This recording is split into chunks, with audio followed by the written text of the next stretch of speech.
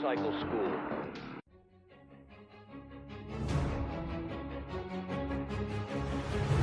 Hi, I'm Shaky, and these are my tales of times forgotten.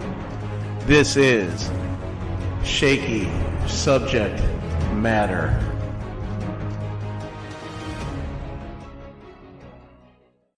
Alright, everybody.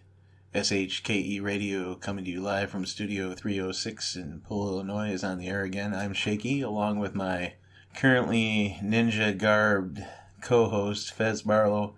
Quit trying to hide over there and get over here and sit down. Tonight's episode is about a TV show from 1984 that lasted 13 episodes.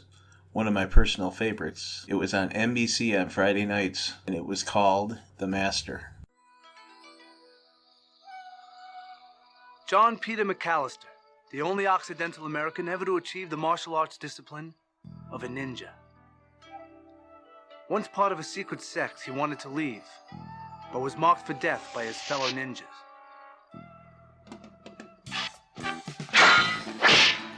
Escaped. He's searching for a daughter he didn't know he had. Pursued by Okasa, once the master's student, now sworn to kill him. The master found a new student. That's me, Max Keller. But we knew Okasa would be behind us, in the shadows, ready to strike again. That was the beginning of every show.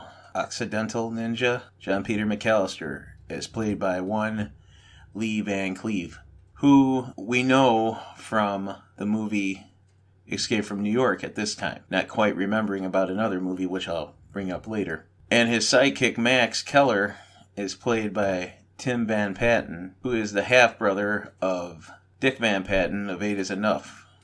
And for those of you out there that don't know what Occidental means, because I didn't either, I had to look it up, it means Western. So they used a fancy word for Western, for Lee Van Cleef. And of course, student chasing down the rogue master, Okasa, is played by the greatest ninja on film of all time, Sho Gushugi. So the show starts off with John McAllister fighting his way out of a ninja clan to escape on a private plane he had waiting for him, and then Okasa throws a shuriken in his back as he goes to take off. And for all you out there that don't know what a shuriken is, it's a projectile weapon shaped like a star with razors on the edges that you throw at somebody to hurt them. Anyway, John Peter McAllister escapes and lands his plane at the airport in Ellerston, Illinois, the last known location his daughter was seen at. He goes to a local bar to ask questions and starts getting hassled by people in the bar. And Max Keller is also in there, and he goes to assist the master and ends up getting in a big bar fight. And the master has to calm everything down with his ninja abilities, and they take off into his 1980s conversion van with a hamster named Henry living in it in the dashboard on a hamster wheel cage. And they take off. And then the fun ensues for the show, The Master. That's how they met. Champagne, sir. No, thank you. Could you get me some fruit juice? Yes, sir. John Peter McAllister. Well. Mallory. Is that still the name you're using? It's as good as any. I wouldn't have thought a Southern California garden party was quite your style. And what style would that be? The austerity, the dedication, the discipline of a ninja master. Of a killer. You'll never get rid of that thought, will you, Mallory? Why should I? Your pupils have gone back to the glory of the old days. Political assassination. Paid killers. A young man named Okasa.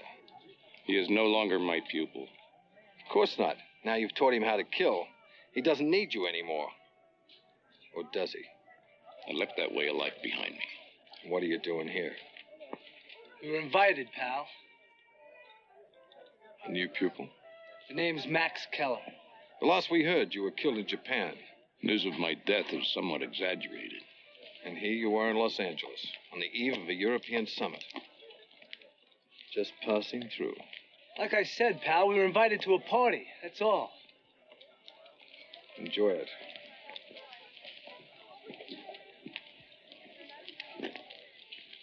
You know that guy? Mallory, a spy.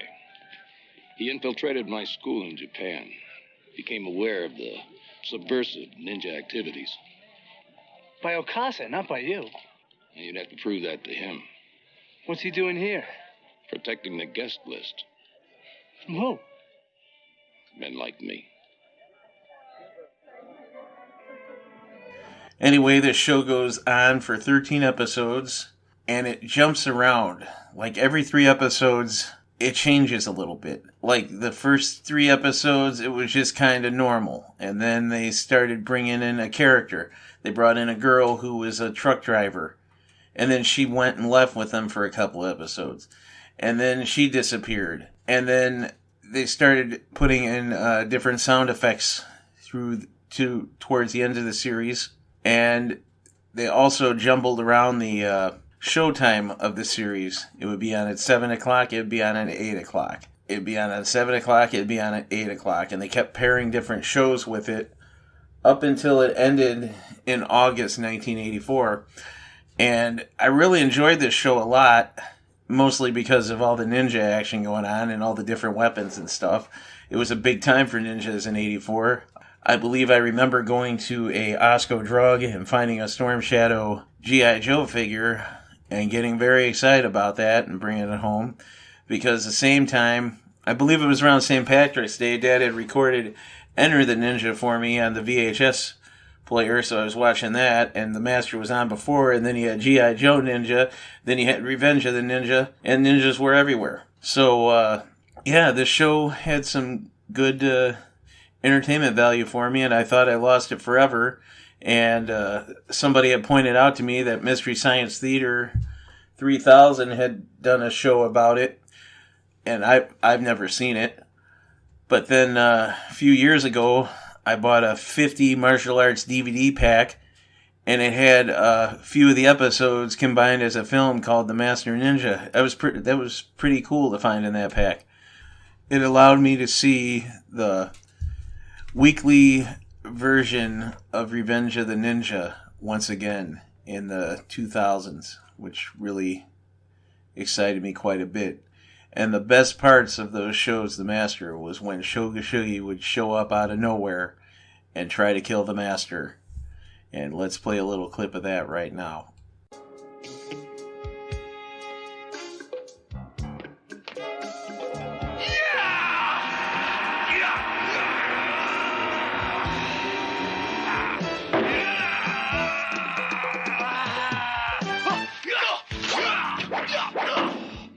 I've been expecting you, Okasa.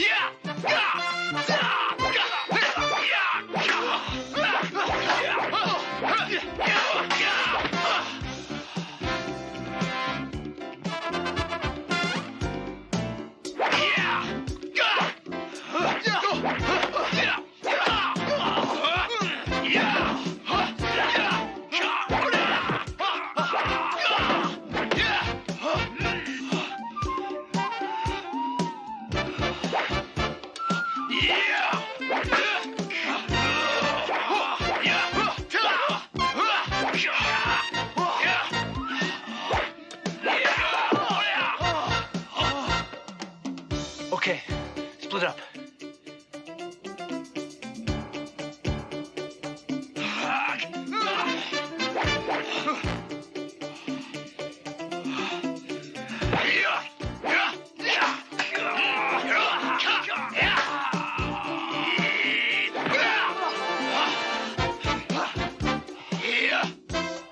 You are retreating, Master. Afraid of the student? You always said one day you will become the master.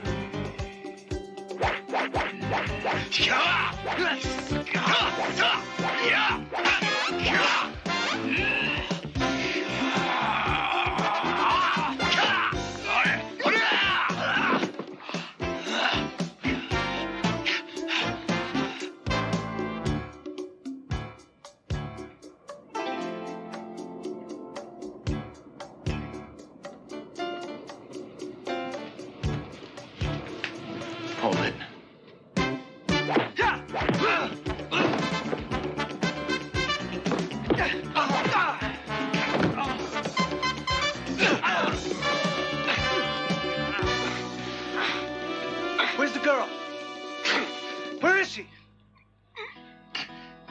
Below decks. Kitchen.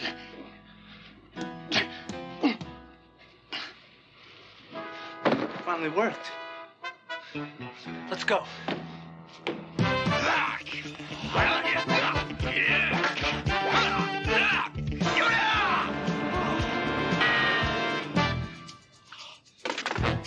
Goodbye, Master.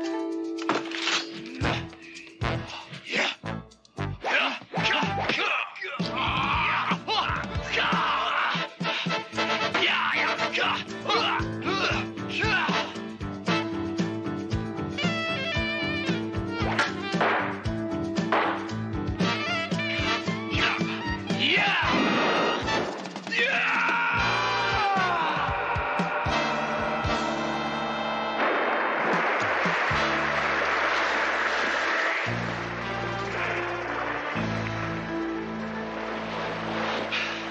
I will return, Master.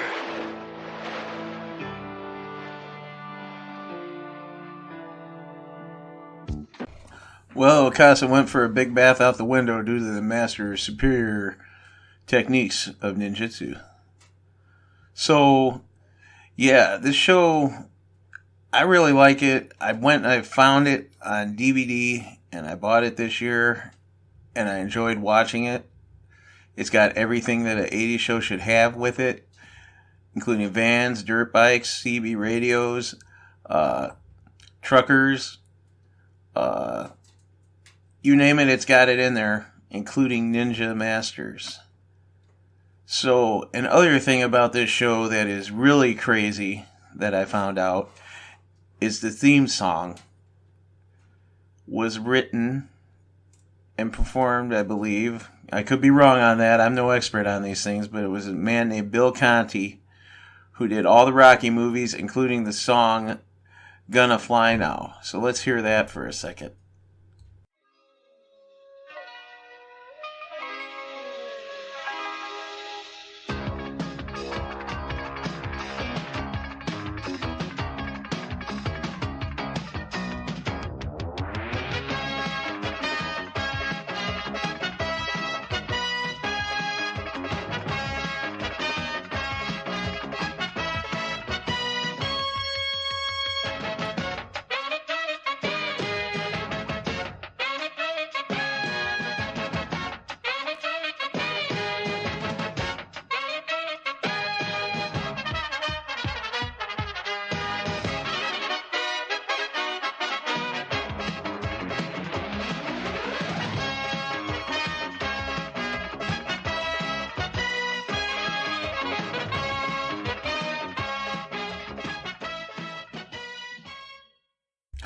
Doesn't that just make you want to start doing some ninja moves, Fez? I see you squirming in your seat over there.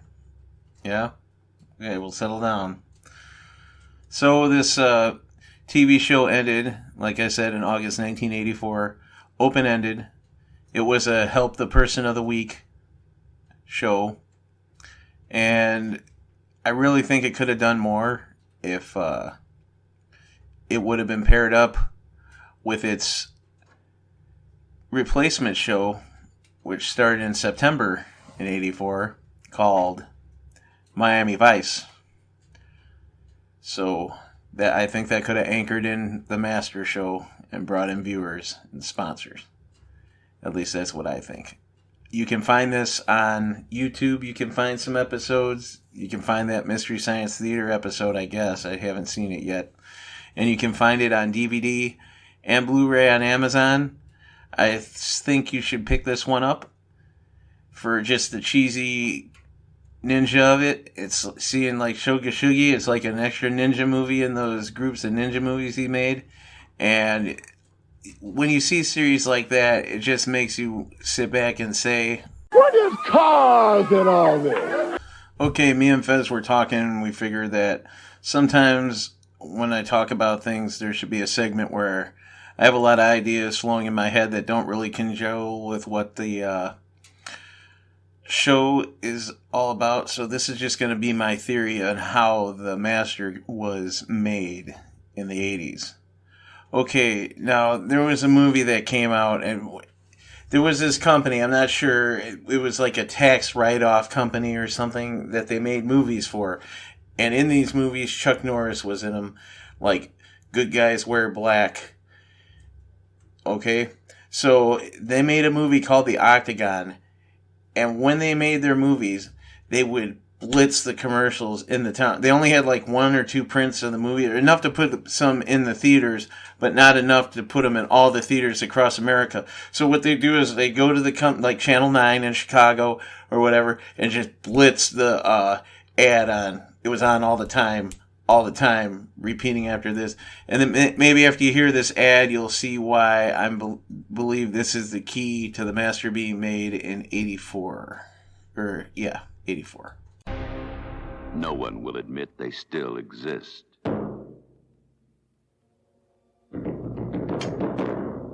Efficient killers who work in silence, secrecy, darkness, unholy masters of terror by magic. The man he once called brother is now his deadly enemy.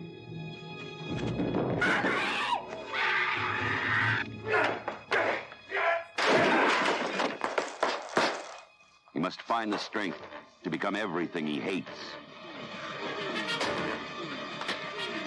I wanted you because you could succeed.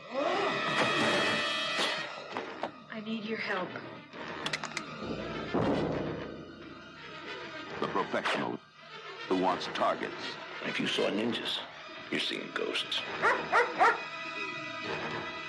An heiress who wants revenge. I want to know who they are. I know who they are. Everybody wants something from him. A prisoner of his own destiny. He will find freedom only one way.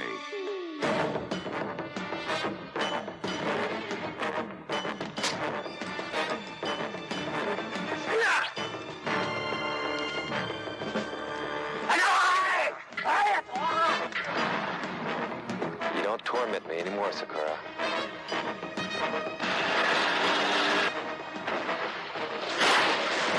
Chuck Norris, Karen Carlson, Lee Van Cleef, The Octagon. You heard that right. Chuck Norris playing Occidental Ninja in a movie with Lee Van Cleef. That's kind of weird, isn't it? Well, another weird thing about the TV series is that it starred Shoga Shugi, who was in a little movie called Enter the Ninja, and then a little bit bigger movie called Revenge of the Ninja.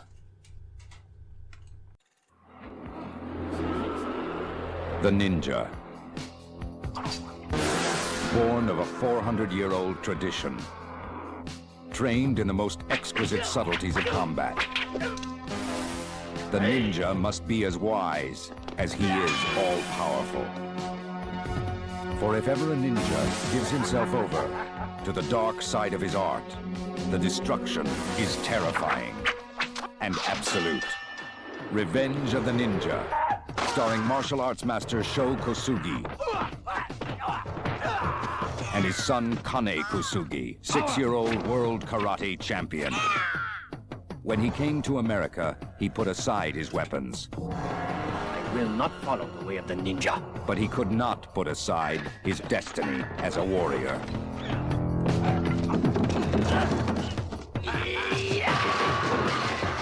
And now, destiny has come searching for him.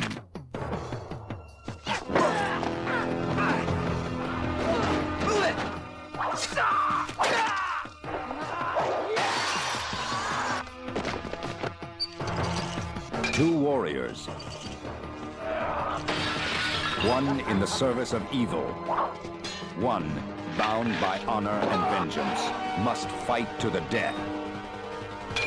Because only a ninja can kill a ninja.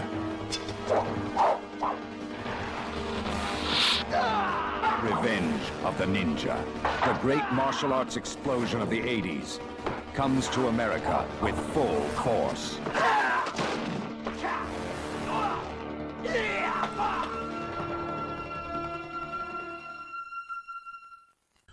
So, my theory is that Michael Sloan, the man who wrote the Master television series, saw the Octagon a few years before he saw the Enter the Ninja and Revenge of the Ninja, and just said, hey, I wonder if Lee Van Cleef is still around.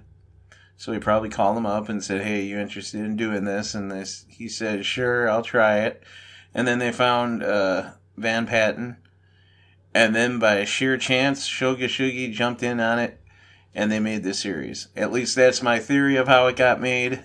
I really wish it would have went a little bit longer, and we could have saw what happened with Miami Vice, and pairing that up with Miami Vice, and then bringing in different bigger guest stars. But that was then. This is now. Now it's available on DVD and on YouTube. So a little bit of trivia about the episodes in the Master TV series. Lee Van Cleef, I didn't know it when I watched it when I was younger, but he was also in a bunch of spaghetti westerns, including one of the most famous ones, The Good, the Bad, and the Ugly. That's I didn't know anything about Lee Van Cleef when I was 11 or whenever the show was on, let alone that he was in movies with Clint Eastwood. And another thing about the show is that Shogashugi, who you know from all the ninja films, including the movie Ninja Assassin, which I saw the movie and didn't realize it was him because he's changed so much through the years. He did a walk-on role in The Godfather Part 2. That's right, there were ninjas running around in The Godfather. And the man who wrote the series, named Michael Sloan, he went on to create the Equalizer television series and the movies, and he's writing books right now of the Equalizer, which was another one of my favorite episodes shows that I used to watch all the time, and I'm going to be doing something on in the future. Also, for all the horror fans out there, a man who played Jason Voorhees was in a walk-on role in one of the episodes. His name was Ted White, and he was in Friday the 13th, Part 4, I believe, in 1984. And Dick Warlock, who played Michael Myers in Halloween Part 2 and other characters in various John Carpenter films, was a talking bodyguard or waiter in an episode of The Master. That's not too shabby for a made-for-TV series. Let's hope that they reboot this one. Maybe Vince Manhattan, who is directing TV shows for HBO, including Sopranos and Game of Thrones, could be the new master. So, and then maybe Osaka could still be chasing him with Shogashugi chasing him. Wouldn't that be an interesting TV show? Alright, well, we're going to wind this down here in Studio 306. SHKE Radio is getting ready to go off the air, and I wanted to remind everybody that I have an email. It's shakysubjectmatter@gmail.com. Please send me a letter. I haven't got one yet. And also, Fez, what are you doing over there? Put that down. Fez, the fire extinguisher's not a toy. Now you put that back down. No, you put it down. Put it down. Oh, no. You don't do this in the studio. What the fuck? What the? You just broke my TV, Fez. You get over here. You guys stay tuned for a special announcement. Good night. Fez, get over here. Hey everybody, it's Shaky. On March 28th, 2020, in Kenosha, Wisconsin's 58 Below, my friend Dr. Destruction is putting on the 36th annual Dorian Gray Art Show. Along with a bunch of artists, there's going to be some great bands like the Roosevelt Dolls and Amstel. Plus, there's going to be a performance in Kenosha by the Dark Magician himself, Ron Fitzgerald, along with paranormal experts. And heck, even I'll be there talking about podcasting. So get a hold of the doctor at Area 1051 Radio Show at gmail.com. Watch Crimson Theater and listen to Area 1051 Monday through Friday nights at midnight for updates on the show. And once again, if you know anybody who would want to be there, have them contact Dr. Destruction at Area 1051 Radio Show at gmail.com. One of the bands playing at the show gave me permission to play one of their songs. Here it is, Skeleton Dance by the Roosevelt Dolls.